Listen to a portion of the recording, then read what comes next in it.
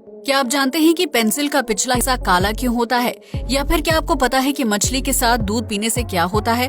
क्या आप जानते हैं कि इंसान की हथेली पर लाइन क्यों होती है? यकीनन आपने आज से पहले इतने अमेजिंग फैक्ट्स नहीं सुने होंगे, इसलिए वीडियो को आखिर तक जरूर देखें। फैक्ट नंबर 1, भारत समेत पूरी दुनिया में कुछ बहुत ही मुश्किल एग्जाम होते हैं जिन्हें पास करने के लिए छात्रों को दिन रात मेहनत करके पढ़ाई करनी पड़ती है। ऐसा ही एक मुश्किल एग्जाम है गोवा काओ, जिसका आयोजन चीन में किया जाता है। ये दुनिया के सबसे मुश्किल एग्जाम में से एक है, जिसमें पास होने के लिए छात्र टोना टोटका करने से भी पीछे नहीं हटते हैं। दरअसल चीन में हर साल सैकड़ों बच्चे गाओ काओ एग्जाम की तैयारी करते हैं। ऐसे में वो छात्र एग्जाम होने से एक दिन पहले अपनी किताबों और कॉपियों को फाड़ना शुरू कर देते हैं और उनके पन्नों को हवा में ऊपर से नीचे की तरफ फेंकने लगते हैं। इस टोटके को करने के पीछे ये माना जाता है कि किताबों को हवा में फेंकना छात्रों के लिए अच्छा लक लेकर आता है, जिसकी वजह से वो गाओ काओ जैसे मुश्किल एग्जाम में पास हो जाते हैं। हैरानी की बात तो ये है कि हवा में पन्ने उछालने वाला टोटका चीन में इतना ज्यादा मशहूर है कि कुछ छात्र नॉर्मल एग्जाम में पास होने के लिए भी अपनी किताबों और कॉपियों के पन्नों को बिल्डिंग से नीचे फेंकने लगते हैं। शायद ऐसा करने से छात्र सच में एग्जाम पास कर लेते होंगे, वरना कोई इतने बड़े पैमाने पर पन्नों की बर्बादी क्यों करेगा। फैक्ट नंबर 2, आज तक आपने एक से बढ़कर एक म्यूजियम देखे होंगे जहां मानव इतिहास और जीव जंतुओं से जुड़ी जानकारी देखने को मिलती है, लेकिन क्या आपने कभी इंसानी शरीर पर बने म्यूजियम को देखा है जिसका बाहरी डिजाइन एक बैठे हुए आदमी की तरह बनाया गया है? अगर नहीं तो ये अनोखा म्यूजियम देखने के लिए आपको नीदरलैंड जाना होगा, जहाँ कॉर्पस नाम का मानव शरीर संग्रहालय है। इस म्यूजियम के बाहरी हिस्से को एक आदमी के शरीर के रूप में बनाया गया है, जिसकी लंबाई 35 मीटर है। इस म्यूजियम की खासियत है कि आपको इसके अंदर प्रवेश करते ही ऐसा महसूस होगा कि आप किसी जीवित इंसान के शरीर के अंदर दाखिल हो चुके हैं, जहां हर एक रंग को बारीकी से देखा और समझा जा सकता है। कॉर्पस म्यूजियम को साल 2006 में बनाना शुरू किया गया था, जबकि इसे आम जनता के लिए साल 2008 में ओपन कर दिया गया था। इस अद्भुत म्यूजियम को बनाने में $27 मिलियन का खर्च आया था, जो 7 मंजिला एक ऊंची इमारत या यूं कहे कि इंसानी शरीर है। इस म्यूजियम में जाकर आप अपने मुंह और दांतों की सैर कर सकते हैं, जबकि नाक के अंदरूनी हिस्से को भी देख सकते हैं। ये दुनिया का एकमात्र ऐसा म्यूजियम है जहाँ इंसान को अपने ही शरीर के अंदर घूमने का मौका मिलता है। इस म्यूजियम में घूमने के लिए 15 यूरो की टिकट खरीदनी होती है, जहां हर प्रदर्शनी को आप अपने हाथों से छूकर भी देख सकते हैं। फैक्ट नंबर 3, अगर आपको ये लगता है कि पानी में रहने वाला कोई भी जीव डूबकर नहीं मर सकता है, तो ये आपकी गलतफहमी है, क्योंकि समुद्र में रहने वाली जीवों को जिंदा रहने के लिए ऑक्सीजन की जरूरत होती है, जो उन्हें पानी और हवा से मिलती है। ऐसे में अगर शार्क जैसा बड़ा जलीय जीव पानी में लगातार नहीं तैरता है, तो उसकी पानी में डूबने की वजह से मौत हो सकती है। दरअसल शार्क के पास विशाल फेफड़े नहीं होते हैं, जिसकी वजह से उसे ऑक्सीजन प्राप्त करने के लिए पानी में लगातार तैरते रहना पड़ता है। ऐसा करने से उसके गिल्स तक पानी पहुँचता रहता है, जिसमें ऑक्सीजन की एक निश्चित मात्रा होती है। वहीं जब कभी शार्क को ज्यादा ऑक्सीजन की जरूरत होती है, तो वो पानी की सतह पर आकर हवा से ऑक्सीजन लेने की कोशिश करती है। ऐसे में अगर शार्क ज्यादा देर तक पानी में ठहर जाए और तैरना बंद कर दे, तो दम घुटने की वजह से उसकी मौत हो जाएगी। आपको ये जानकर हैरानी होगी कि शार्क जागने के अलावा सोते समय भी पानी में धीमी गति से तैरती रहती है, जिसकी वजह से वो लंबे समय तक जीवित रह पाती है। ऐसे में ये कहा जा सकता है कि पानी में रहने वाली शार्क उसी में डूबकर मर भी सकती है, जिसकी वजह से वो लगातार गतिविधि करती रहती है। फैक्ट नंबर 4, दुनिया में लोग जितने उत्साह के साथ शादी करते हैं, उतनी ही तेजी से तलाक भी ले लेते हैं। खास तौर से दुनिया के आधुनिक समय में लोग शादी करने और तलाक लेने में बिल्कुल भी देरी नहीं करते हैं। हालांकि उन्हें तलाक लेने के लिए बहुत लंबी कानूनी प्रक्रिया से गुजरना पड़ता है, लेकिन आपको ये जानकर हैरानी होगी कि मलेशिया में तलाक लेने के लिए बहुत ही आसान प्रक्रिया बनाई गई है, जिसकी वजह से इस देश में शादी के मुकाबले तलाक ज्यादा तेजी के साथ हो जाते हैं। दरअसल मलेशिया में कपल सिर्फ एक मैसेज करके तलाक के लिए अर्जी दे सकता है, जिसके बाद उनकी अर्जी पर सुनवाई की जाती है और फिर कपल को तलाक दे दिया जाता है।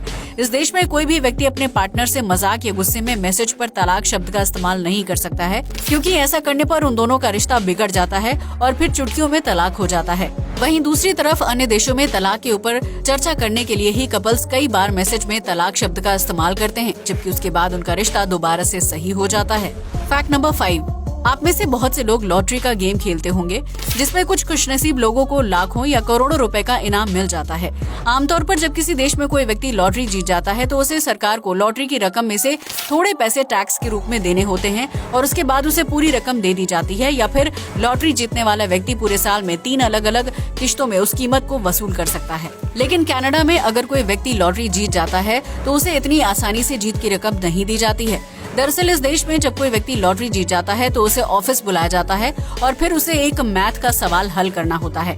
उस सवाल को हल करने के लिए किसी कैलकुलेटर का इस्तेमाल करना सख्त मना होता है, जिसकी वजह से इंसान को अपने दिमाग का इस्तेमाल करके मैथ के सवाल को हल करना होता है। अगर वह व्यक्ति सवाल हल कर लेता है तो उसे लॉटरी की रकम दे दी जाती है।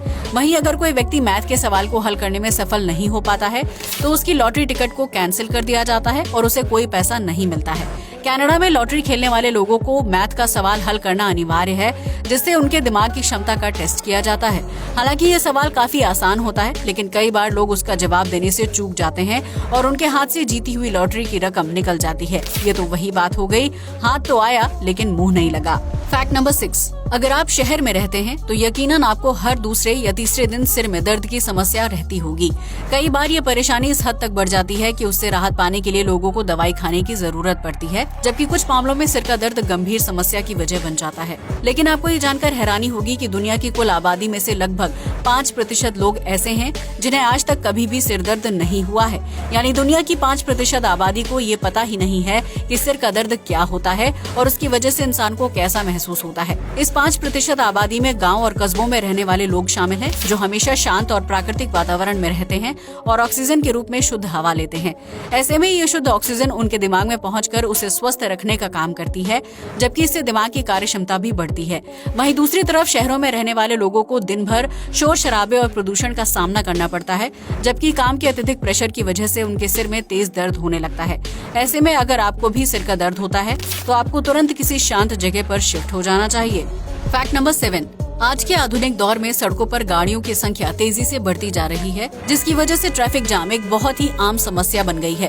इस समस्या से बचने के लिए विभिन्न देशों में अंडरपास और फ्लाईओवर बनाए जाते हैं, जिनमें आमतौर पर कोई रेड लाइट नहीं होती है और उसकी वजह से कई बार भयानक सड़क दुर्घटना हो जाती है। लेकिन ऑस्ट्रेलिया में अंडरपास में अनोखी रेड लाइट बनाई गई है, जिसमें पानी के जरिए वाहनों को रुकने का साइन दिया जाता है। दरअसल ऑस्ट्रेलिया में जब कभी अंडरपास में कोई दिक्कत आ जाती है या फिर ट्रैफिक बढ़ जाता है तो उसके दोनों बाहरी हिस्सों पर ऊपर से पानी की धारा बहने लगती है।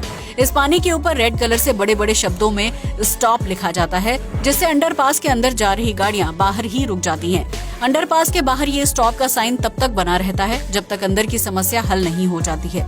इसके बाद पानी को बंद कर दिया जाता है और वाहन अंडरपास से होते हुए अपने गंतव्य स्थान तक पहुंच जाते हैं। इस तकनीक की वजह से अंडरपास में होने वाले सड़क हादसों और जाम में काफी कमी आई है, जबकि इसमें पानी की बर्बादी भी नहीं होती है।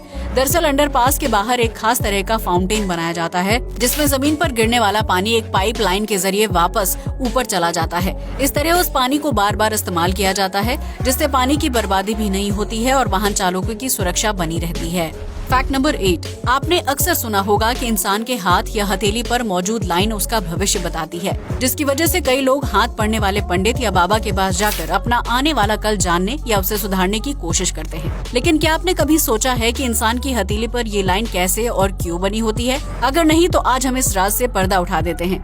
दरअसल जब कोई बच्चा अपनी माँ के गर्भ में होता है तो उस दौरान उसका हाथ हर वक्त बंद रहता है।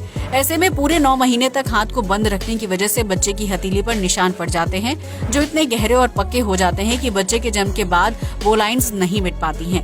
बल्कि इसके ठीक विपरीत बच्चे के जन्म के बाद जैसे जैसे वो बड़ा होता है, हथेली पर लाइंस का रंग गहरा हो जाता है और वो पक्की होती चली जाती हैं। माँ के गर्भ में रहते हुए बच्चा हाथ बंद करके रखता है, हालांकि इस दौरान भी वो पेट में पूरी मूवमेंट कर रहा होता है। यही वजह है कि हर इंसान की हथेली पर लाइंस का पैटर्न अलग अलग होता है, जिन्हें आप और हम भविष्य जानने के लिए पढ़ते या दिखाते हैं। क्या आप हाथ की रेखाओं पर यकीन करते हैं? अपना जवाब कमेंट सेक्शन में जरूर शेयर करें। फैक्ट नंबर 9, अगर आप नॉनवेज खाते हैं तो आपने कभी न कभी मछली का सेवन जरूर किया होगा। ऐसे में भारत के कई राज्यों में ये माना जाता है कि मछली खाने के बाद दूध नहीं पीना चाहिए या फिर इन दोनों खाद्य पदार्थों को एक साथ एक समय पर नहीं खाना चाहिए, क्योंकि ऐसा करने से त्वचा पर सफेद धब्बे पड़ने लगते हैं। अगर आप भी इस बात पर यकीन करते हैं तो हम आपको बता दें कि ये सिर्फ एक प्रचलित मिथ है। दरअसल मछली के साथ दूध पीने या मछली खाने के बाद दूध पीने से त्वचा पर कोई दाग धब्बे नहीं पड़ते हैं, बल्कि ये चीज सिर्फ इसलिए बोली जाती है ताकि नॉनवेज और वेज खाद्य पदार्थों को एक साथ ना खाया जाए। वहीं अगर त्वचा पर पड़ने वाले सफेद धब्बों की बात करें तो ये प्रॉब्लम तब होती है जब शरीर में मेलानिन पिगमेंट वाली जगह को नुकसान पहुंचने लगता है। उस स्थिति में त्वचा का रंग प्रभावित होने लगता है और उसके परिणाम स्वरूप सफेद धब्बे उभरने लगते हैं। आपको बता दें कि पश्चिम बंगाल समेत दुनिया के विभिन्न देशों में ऐसी डिशेस बनाई और खाई जाती हैं जिनमें दूध और मछली का इस्तेमाल एक साथ किया जाता है। फैक्ट नंबर 10, आपने भी अपने बचपन में पेंसिल का इस्तेमाल जरूर किया होगा, जिसका पिछला हिस्सा या यूं कहें कि टिप हमेशा कुछ अलग होती है। ऐसे में क्या आपने कभी सोचा है कि पेंसिल का टिप गहरे काले या अन्य रंग का क्यों होता है? अगर नहीं तो हम आपको बता दें कि ये गहरा रंग पेंसिल के ब्रांड को अलग पहचान देने का काम करता है। जैसे लाल रंग की पेंसिल के ऊपर काले रंग का टिप होता है, जो नटराज ब्रांड पेंसिल की पहचान है। ठीक इसी तरह ग्रे रंग की पेंसिल का टिप गहरे ग्रे रंग का होता है, जो अप्सरा ब्रांड की पहचान है। इस तरह पेंसिल बनाने वाली कंपनियां टिप को गहरे रंग का बनाकर मार्केट में अपनी अलग पहचान बनाने की कोशिश करती हैं, जिससे उनकी बिक्री बढ़ती है। इसके अलावा पेंसिल के टिप को अलग रंग से बनाने के पीछे मार्केटिंग वजह भी छिपी हुई होती है, क्योंकि बच्चों को ऐसा लगता है कि उस रंग तक पहुंचने के बाद पेंसिल खत्म हो जाती है। ऐसे में वो पेंसिल को टिप के गहरे पार्ट तक इस्तेमाल करते हैं और फिर नई पेंसिल खरीद कर ले जाते हैं, जबकि टिप के बाद भी पेंसिल से लिखा जा सकता है।